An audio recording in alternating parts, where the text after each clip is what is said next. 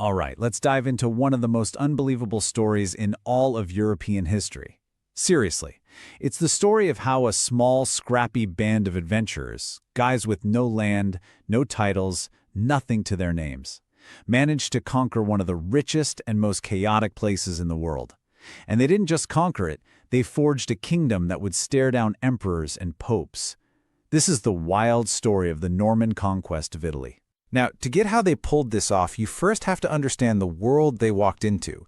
And the great historian Edward Gibbon just nails the scene. Southern Italy in the 11th century, it was a ghost of its former self. I mean, this was once the heart of Great Greece, a land of philosophers and gleaming cities.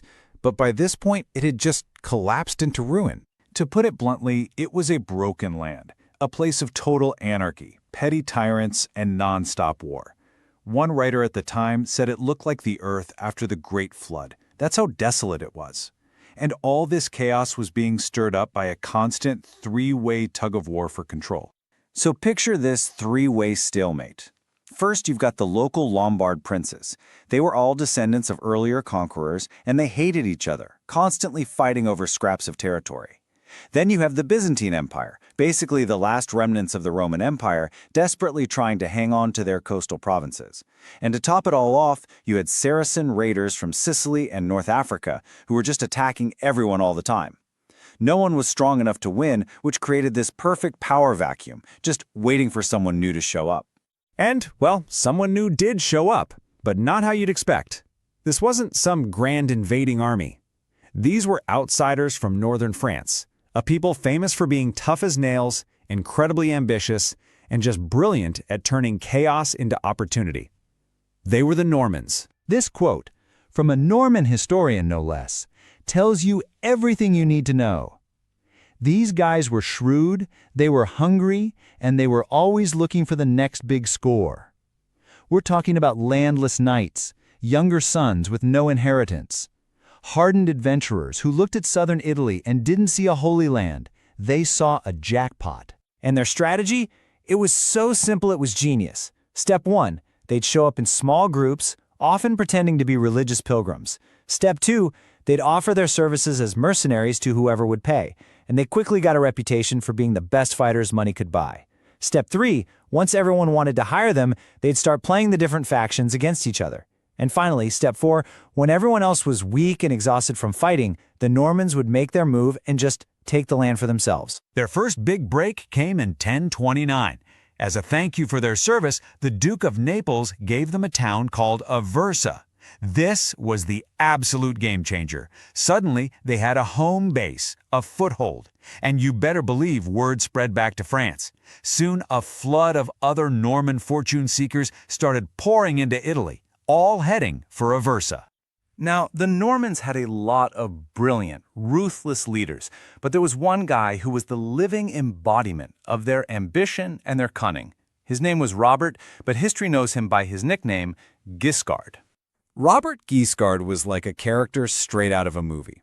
He was the sixth son of some minor noble back in Normandy, which means he was never going to inherit a thing. He's described as being this huge, powerful guy with eyes that sparkled with fire. His ambition was off the charts, and he couldn't be bothered with things like, justice or morality. In fact, he started his career in Italy as a highwayman, a literal robber baron in the mountains.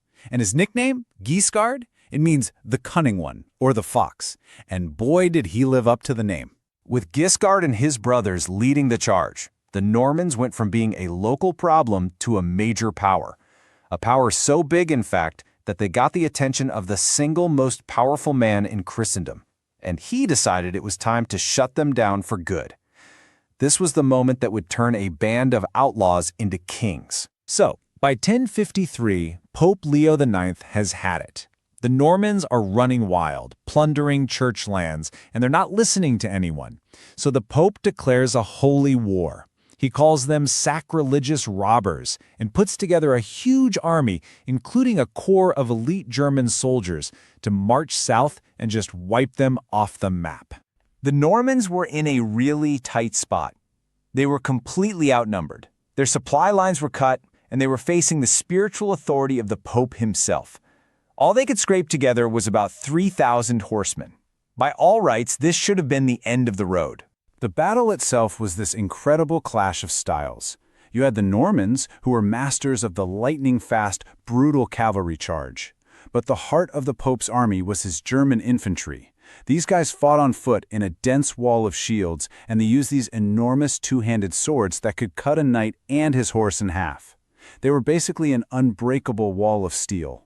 It was an absolutely savage battle.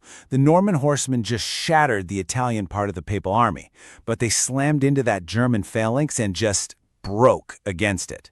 The Germans fought to the last man, but in the chaos, the Normans won, and they managed to capture the Pope as he tried to escape.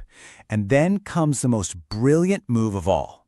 Instead of killing him or mocking him, the victorious Normans fall to their knees, kiss his feet, and beg for his forgiveness for their sinful victory. And it worked. This unbelievable display of piety from his ruthless captors completely changed the Pope's mind. He felt guilty for the bloodshed, so he made a deal. In a ceremony called an investiture, he officially gave Robert Guiscard the title of Duke.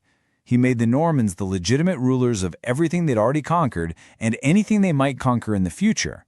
In a single move, they beat their greatest enemy and turned him into their biggest supporter. It's just genius. Now that they had the Pope's blessing, the conquest became a full-on family affair. While Robert Guiscard, the new duke, focused on locking down the Italian mainland, he sent his youngest brother Roger after an even bigger prize, the incredibly wealthy, Saracen-controlled island of Sicily. It took Roger 30 years of non-stop, brutal fighting, but he eventually conquered the entire island and became known as the Great Count of Sicily. And the next couple of decades were just a blur of Norman success. Look at this. In 1060, Guiscard is made a duke. 20 years later, he's so powerful that he's actually invading the Byzantine Empire itself. And just a few years after that, he marches his army on Rome, not to attack it, but to rescue the Pope from the Holy Roman Emperor. I mean, think about that.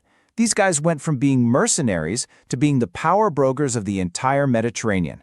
But here's the thing about a kingdom built so fast on pure violence and the genius of a few men. Once that first generation of conquerors, those legendary sons of Hauteville, started to die off, the whole thing started to look a little shaky. There was a Sicilian historian named Falcandus, and as he watched the Norman dynasties start to weaken, he could see the writing on the wall. He saw the Norman kings growing soft, and he saw new barbarians, this time Germans from the north, eyeing up the kingdom's riches. You can just feel the sense of dread in his words. Falcandus saw that the kingdom was vulnerable.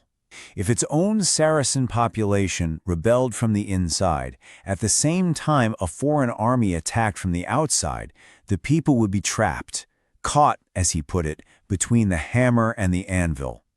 It's such a powerful and, it turns out, prophetic image of what was coming. And his fears came true. The last Norman king died without an heir. The German Holy Roman Emperor, who had married into the family, invaded to claim his prize. The kingdom fell apart. And the Normans themselves, they just vanished. Their bloodline faded, they were absorbed into the local population, and within a few generations, this people who had burned so brightly were basically gone from Italy. It's such a brief, brilliant, violent chapter of history. And it leaves you with this one big question. We tend to think of history as this clash of great empires and nations. But the story of the Normans in Italy, it suggests that maybe, sometimes, all it really takes is a handful of cunning, ambitious, and totally ruthless people in the right place at the right time to change the course of history. All right, let's get right into it. We're going to travel back about 1,000 years to a time when the great ancient empires of the world felt pretty secure. But out on the vast plains of Asia, a new power was stirring. This is the incredible story of how nomadic shepherds, the Turkmens, rose from their simple felt tents to build one of the most powerful and game-changing empires of the entire Middle Ages. I mean, just listen to the confidence in that. When the mighty Sultan Mahmud of Ghazna asks a Turkmen chief named Ismail what kind of army he could call upon, this was his answer. And get this, it wasn't just him bragging. It was a fact. A single bow, passed from tribe to tribe, was the signal to unleash a storm of cavalry that the settled, civilized world had never seen before. This was the power just waiting in the desert. So here's the roadmap for our story. We're going to start with their humble beginnings and see how they were first seen as a minor threat. Then, we'll watch as they conquer Persia and their first great leader rises.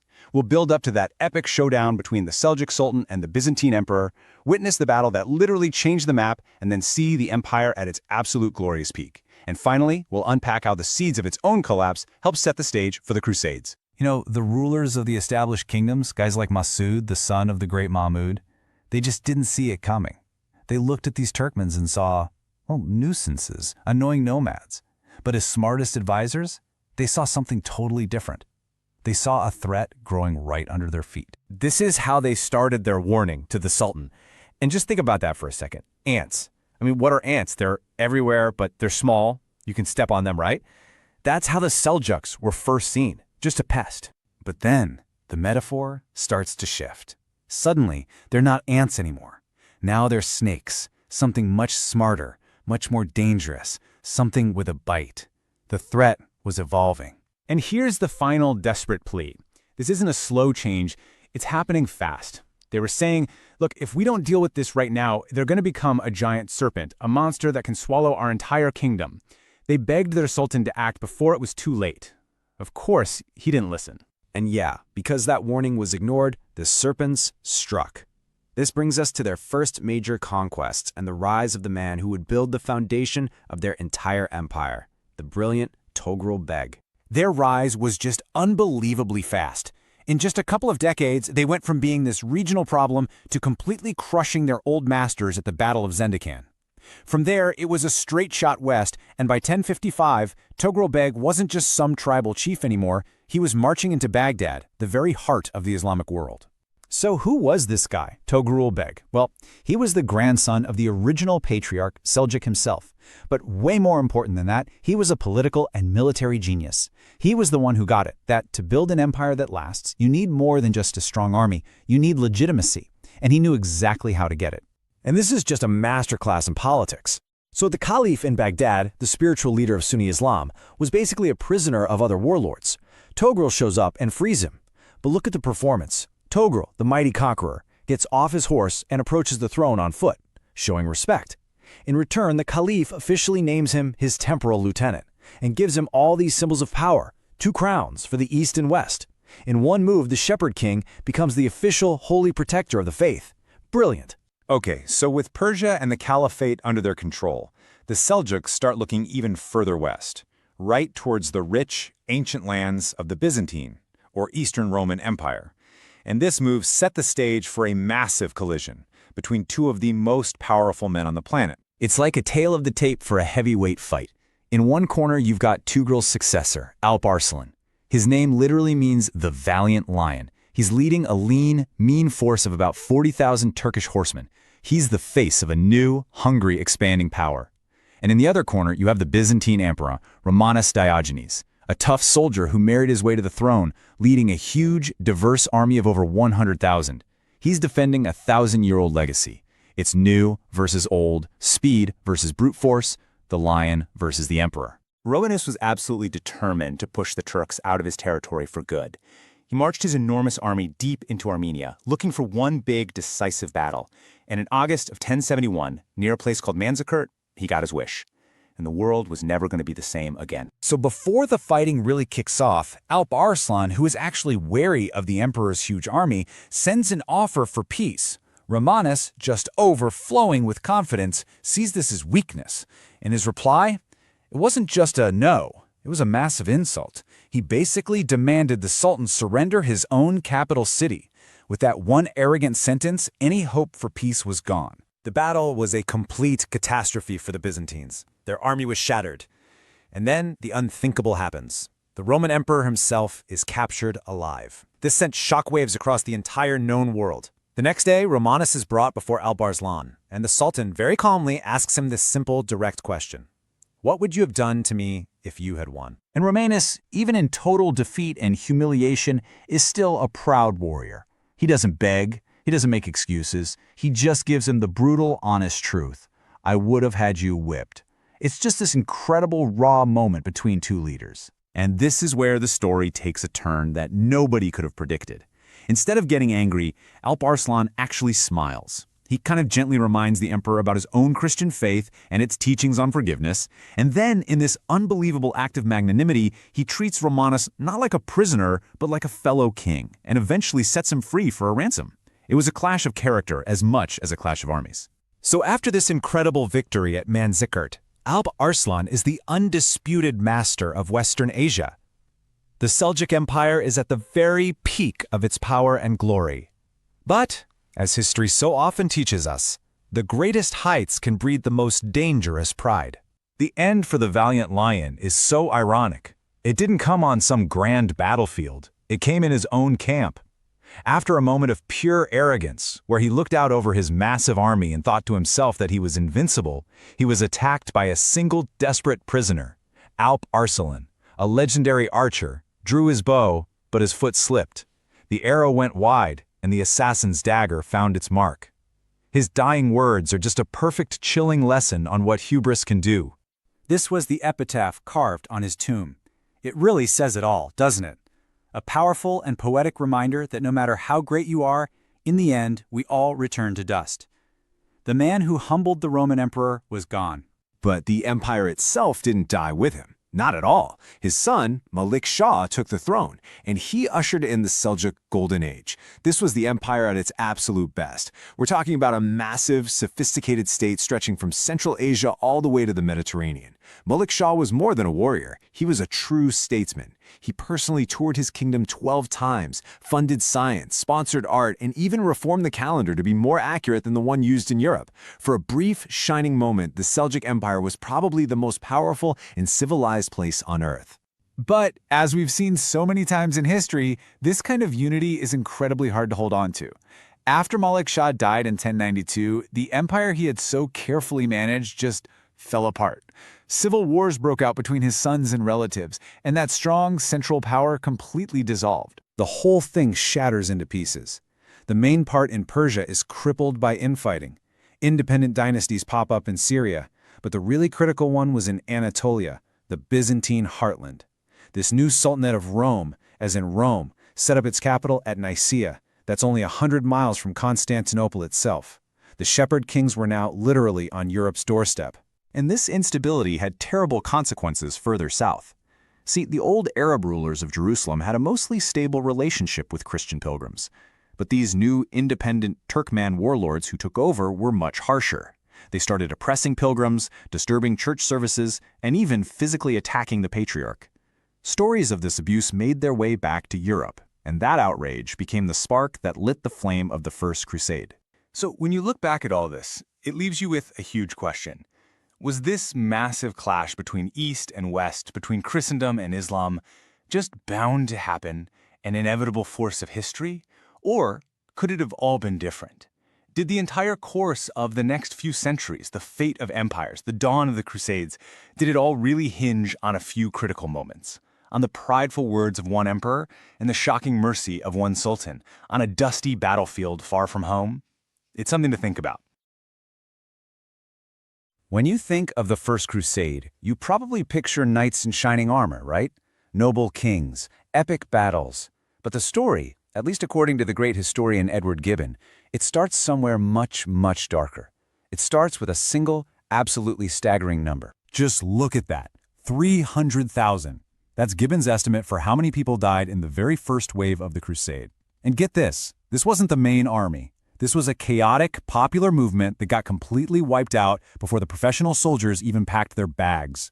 So how on earth did something like this happen? Well, to understand that, you've got to meet the man who lit the fuse.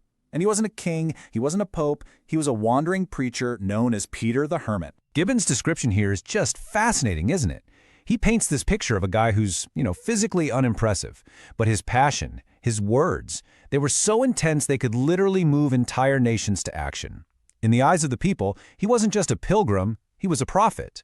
And this was his vow. He had seen the oppression of Christians in Jerusalem, and he came back to Europe a man on fire. He traveled everywhere, from palaces to tiny cottages, barefoot, carrying this huge crucifix, and his sermons just ignited this popular madness across the entire continent. So Peter the Hermit may have lit the spark, but it really took the sharp political mind of Pope Urban II to fan that spark into a raging fire and turn it into an actual, organized invasion. And this was the moment.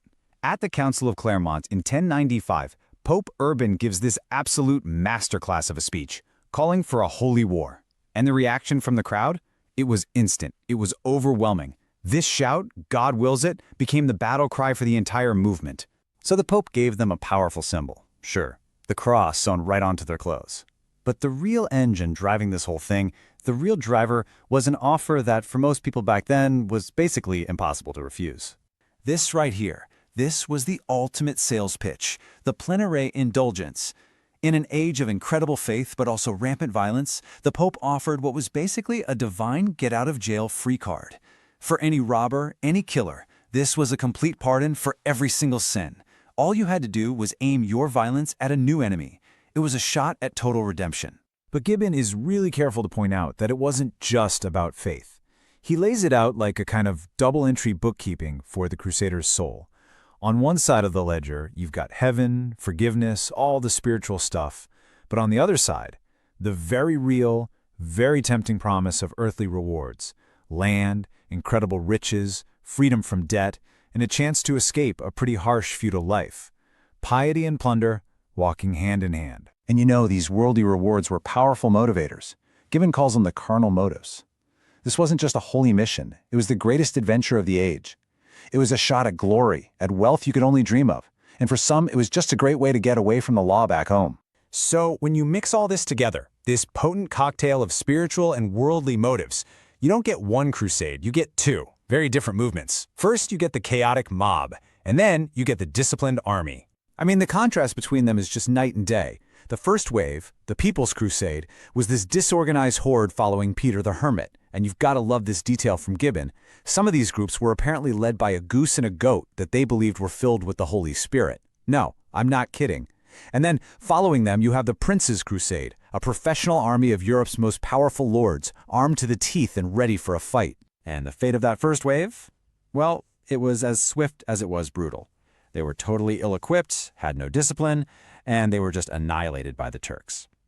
Their bones were left stacked in a massive pyramid, a chilling monument to their failure, and a pretty grim welcome sign for the professional army that was coming up behind them. So, with the People's Crusade literally just a pile of bones, the real military campaign finally gets started. The army of the princes begins its long, grueling march to Jerusalem, an ordeal that would take years and push every single one of them to their absolute limit. And their journey wasn't a straight line. It was more like a series of brutal trials. It all kicked off in 1095 at Clermont.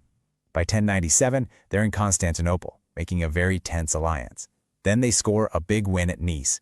But their greatest test, a vicious 7-month siege, came at the massive city of Antioch. The siege of Antioch was 7 months of pure agony. This huge crusader army was brought to its knees by starvation and disease. It got so bad that powerful lords were literally begging for food. Even Peter the Hermit himself was caught trying to desert. The entire crusade was hanging by a thread. And then, just as everything is about to collapse, a miracle. A priest claims he had a vision showing him where the Holy Lance was buried, the actual spear that pierced Christ's side on the cross. They find it, and boom, the army's morale is instantly restored.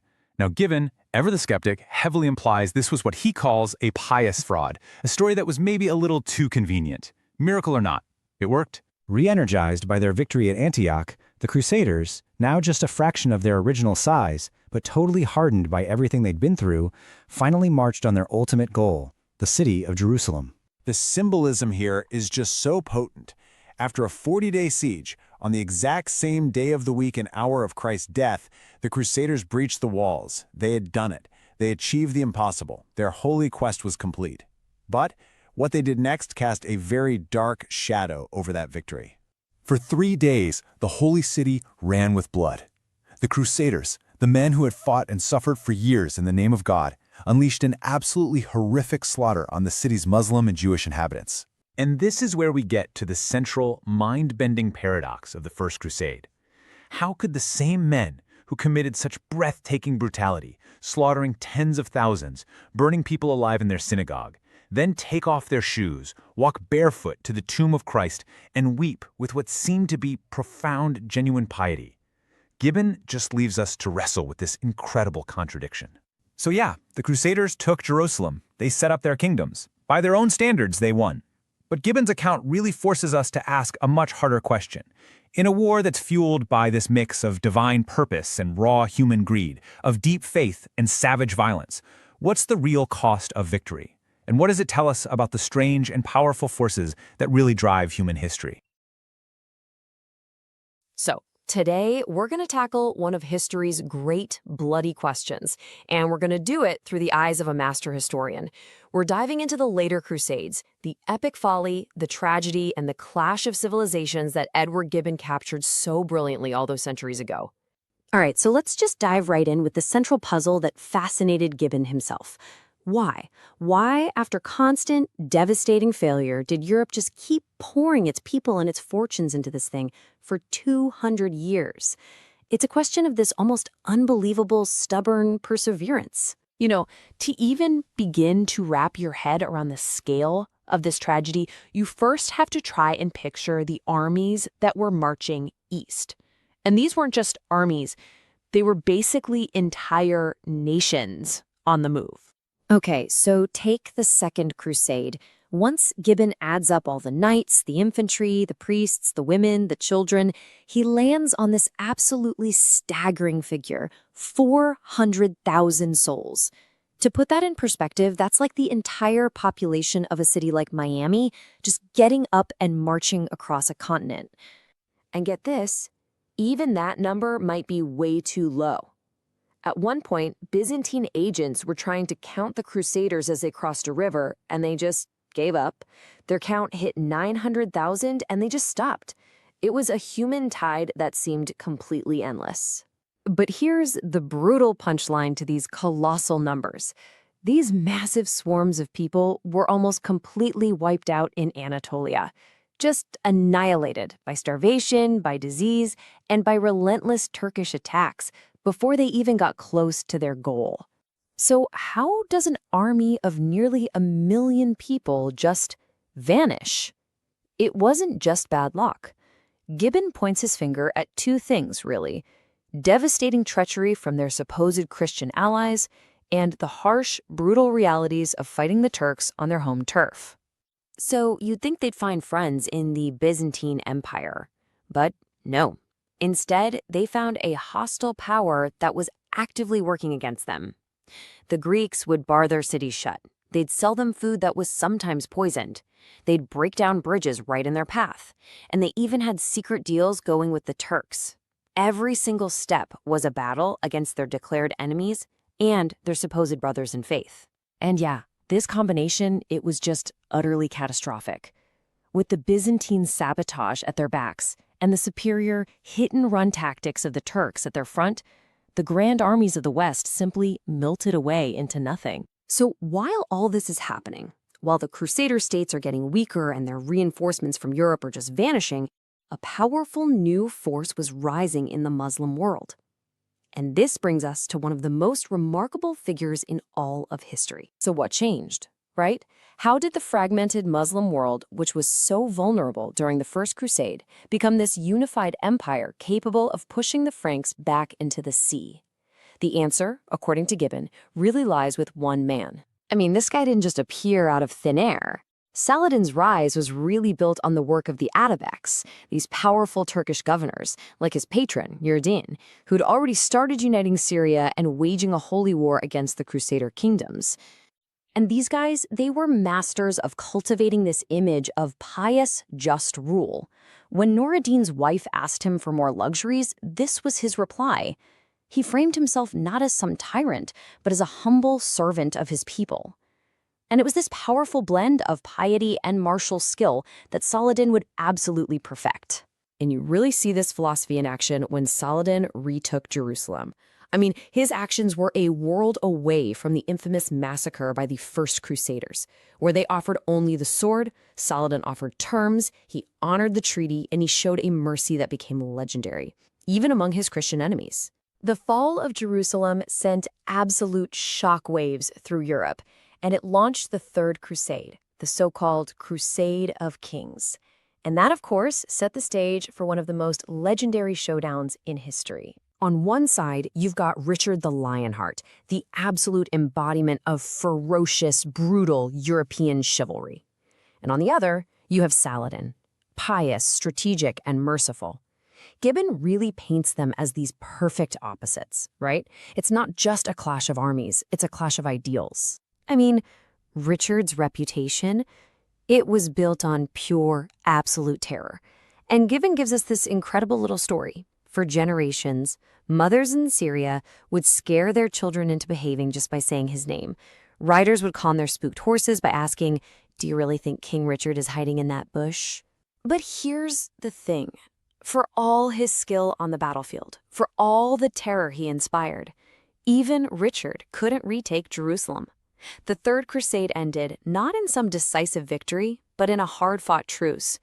The coast belonged to the Christians, but the Holy City, it remained firmly in Saladin's hands. That great clash between Richard and Saladin, that was really the high watermark. After that, the end came with just astonishing speed.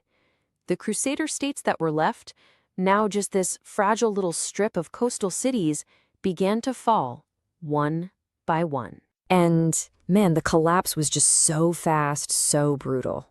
Antioch, the great prize of the First Crusade, was extinguished. Then Tripoli. All that was left of this 200-year-old dream was the fortress city of Acre. But here's the thing. This last stronghold, it wasn't some noble, shining beacon of Christendom.